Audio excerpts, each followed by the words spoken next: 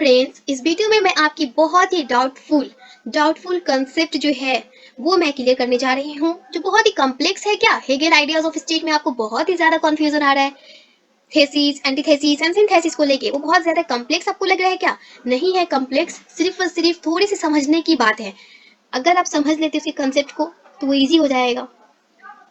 सबसे पहले जब तक हम लोग किसी कंसेप्ट को नहीं समझते तो हमें लगता है कि अरे बहुत ही ज्यादा हार्ड है। हार्ड नहीं है, आपको इजीली समझ में आ जाएगा। मैं कोशिश की हूँ इसमें कि आपको समझा दूं, दो तीन तरीका से समझाऊंगी। चलिए हम लोग स्टार्ट करते हैं जानना। क्या क्या चीज हम लोग जानेंगे? थेसिस के बारे में जानेंगे, थेसिस होता क्या है। उसके बाद हम लोग जानेंगे एंटीथेसिस के बारे में। उसके बाद हम लोग जानेंगे सिंथेसिस के बारे में कि व्हाट इज सिंथेसिस। इन तीनों का कंसेप्ट बहुत ही इजी है। देखिए, आप किसी भी बुक को पढ़ने के लिए लाइब्रेरी में गए, ओके। किसी भी बुक को जब आप पढ़ते हैं तो आपको क्या आइडिया आता है? अगर किसी थिंकर के आइडियाज को पढ़ रहे हैं तो उसके बाद आपको जरूर ही क्रिटिसिज्म मिलता है या नहीं मिलता है? मिलता है। तो उस क्रिटिसिज्म जो है उसको भी आप पढ़े और आइडियाज को भी पढ़े। आप कहाँ से पढ़े? आइडियाज, एक बुक लिए, वहां से एक आइडिया पढ़े और क्रिटिसिज्म पढ़े। ठीक है, ध्यान से सुनिएगा मैं क्या बोल रही हूँ। आइडियाज पढ़े एंड क्रिटिसिज्म भी पढ़े। आइडिया के बाद आप देखिए कहते नीचे में बहुत सारे स्कॉलरों ने इन्हें क्रिटिसाइज भी किया है। दोनों पढ़े। तो जो फर्स्ट आइडिया आप पढ़े, जिसका भी पढ़े होंगे, किसी भी थिंकर का पढ़े होंगे, गांधी का पढ़े हो, मार्क्स का पढ़े हो, हेगेल का पढ़े हो, किसी का भी आइडिया किसी भी चीज के ऊपर पढ़े होंगे, जो फर्स्ट आइडियाज आप पढ़े हैं वो है आपका थेसिस। ओके, उसके बाद वाला जो आइडियाज मतलब जो क्रिटिसिज्म लिखा था वो होता है एंटीथेसिस। और दोनों को पढ़ा कौन? आप पढ़े। तो आप भी एक कंसेप्ट तैयार करेंगे। कंसेप्ट आप कैसे तैयार करेंगे? आप थेसिस मतलब कि जो फर्स्ट आइडियाज है उसको और जो क्रिटिसिज्म किया गया दोनों को पढ़ने के बाद आपका एक न्यू आइडिया क्रिएट होगा। इन दोनों को पढ़ने के बाद जो मिलेगा उसको हम लोग कहेंगे सिंथेसिस। ओके, तो इस तरीके से हम लोग को क्या पता चला कि आइडिया वन जो है वो थेसिस हुआ। किसी भी पीपल्स का जो आइडिया फर्स्ट आइडिया होता है वो क्या होता है? थेसिस होता है। और देखिए, अगर किसी क्लास में भी अगर आप पढ़ रहे हैं तो वहां पर क्या होता है? टीचर जो है आपको बोलेंगे कि देखो बेटा ये वाला बुक पढ़ लो, ये बुक बहुत ही अच्छा है। फिर वहां पर दूसरे टीचर आए, आपको क्या बोले? नहीं, इस बुक को मत पढ़ो, इसमें बहुत ज्यादा अच्छे से एक्सप्लेन नहीं किया गया रहता है टॉपिक को। ओके, तो ये क्या हो गया? सेकेंड आइडियाज हो गया। और in second ideas and first ideas को सुनने वाला कौन है? आप। तो आप क्या करेंगे? आप बन जाएंगे सिंथेसिस। आपका जो थर्ड आइडियाज होगा वो होगा सिंथेसिस वाला आइडियाज।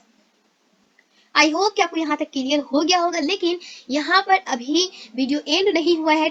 चलिए अब हम लोग देखते हैं कि हेगल ने स्टेट्स के बारे में क्या आइडिया दिया था जिसमें आप लोग बहुत ही ज्यादा कंफ्यूज हो गए थे। तो आप देखे होंगे कि सबसे पहला मैं आपको बताया कि फर्स्ट स्टेज है। फर्स्ट स्टेज में फैमिली आता है, फैमिली थेसिस होता है। फैमिली को हेगल ने थेसिस बताया, लेकिन आपको यहाँ से क्लियर नहीं हुआ कि ये थेसिस है क्या।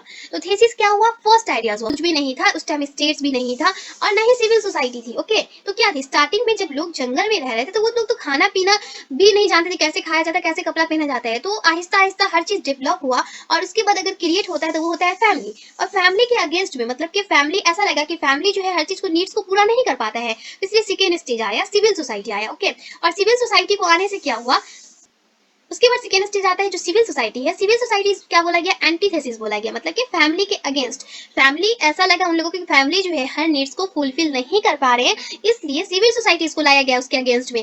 फिर बाद में क्या हुआ कि और लोगों ने देखा कि अरे ये सेकेंड स्टेज वाले भी पूरी ऑल राउंड डेवलपमेंट नहीं कर पा रहे, तो थर्ड स्टेज आया जो फाइनल स्टेज था, जो है स्टेट, जो अभी भी हम लोग देख रहे हैं कि स्टेट में। मैं उम्मीद करती हूँ कि आपको यहाँ तक क्लियर हो गया होगा। अगर अभी भी क्लियर नहीं हुआ है तो लास्ट 2 मिनट्स और दीजिए, आपको क्लियर हो जाएगा। देखिए, अकॉर्डिंग टू हेगल, हेगल के मुताबिक क्या है? हेगल के मुताबिक कुछ भी डिफरेंस नहीं है। हेगल भी वही बताते हैं, बोलते हैं आइडियाज ए, आइडियाज बी। और आइडियाज ए किसको बोल रहे हैं बताइए? अभी तक तो आपको पता चल जाना चाहिए। आइडियाज ए थेसिस को बोल रहे हैं और आइडियाज बी एंटीथेसिस को बोल रहे हैं। तो यहाँ पर आइडियाज ए, आइडियाज बी आपको क्लियर हो गया। अब क्या देखते हैं हम लोग? इन दोनों के मिक्सचर से क्या होता है? एक आइडिया सी पैदा होता है जो है सिंथेसिस। तो यही है हेगल्स का आइडियाज। हेगल जो बताए हैं थेसिस के बारे में, एंटीथेसिस के बारे में एंड सिंथेसिस के बारे में। तो लास्ट में कंक्लूजन ये निकलता है कि किसी भी आइडियाज वन, जो आइडिया सबसे पहला आइडिया जो रहता है, वह सबसे पहला व्यू जो होगा वो थेसिस होगा। और उसके अगेंस्ट में जो भी उभरेगा, जो भी आइडियाज आएगा उसके अगेंस्ट में, उसको हम लोग क्या बोल देंगे? एंटीथेसिस।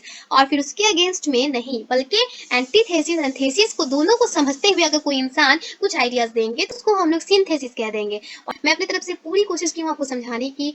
आई होप आपको क्लियर हो गया होगा।